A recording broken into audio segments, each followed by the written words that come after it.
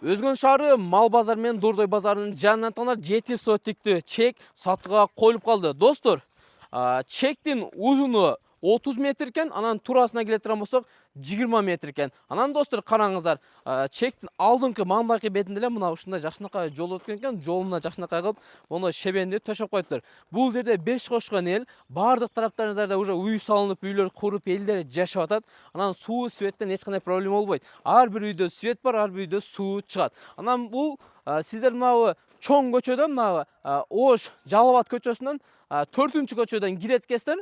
Анан түздө келсеңиздер, бул 4-көчө болуп калат экен. Достор, жүрүңүздөр. Бул жерде фундаменти бар. Мынакей көрүп атасыздарбы? Караңыздар. Фундамент подушкасы менен калың коюлуптур. Фундамент өзү да стандарт болуп, бийигиле коюлуптур, көрдүңүздөр. Анан российский жоон арматуралар менен соңулуп бардык жерине коюп чыккан экен. Бул фундаменттин узуну 11 метр болсо, турасы 10 метр экен. 5 бөлмөлүү планировка болуп, жакшынакай болуп салыныптыр. Кирип келиши мына ушул жерден экен. Ушул жерден кирип келет экенсиздер. Эми достор, сиздер алыс жактардан көрүп атасыздар. Мен азыр полный чек араларынан бери жакшылап сиздерге көрсөтүп коеюн. Биринчи чек арага келе турган болсок, мына уйду көрүп атасыздарбы? Мына ушул уйдун эле мына арт жагы. Мына ал жерде жакшынакай болгон бетон орнотуп коюптур. Бул биринчи чек ара, достор, көрүп атасыздар. Экинчи чек арага келе турган болсок, туугандар, мына ушул жерде мына эки үйдүн ортосу бүтө беришкен. Мынакей көрүп атасыздарбы?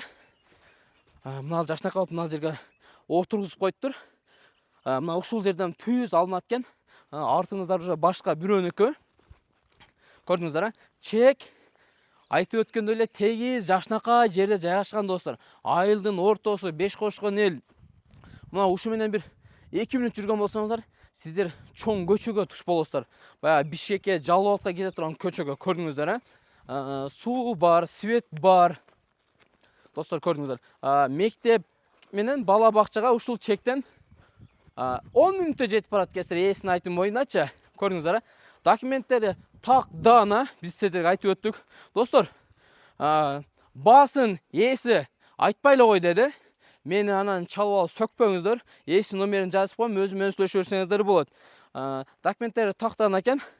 Биз азыр көчө жагына чыгабыз. Ориентир адрестен сиздерге жакшы кылып көрсөтүп беребиз. Сатылып жаткан чекти кантип таап келебиз десеңиздер, таңдар, биз турган көчө центральный, бул Ош өзгөн жолу.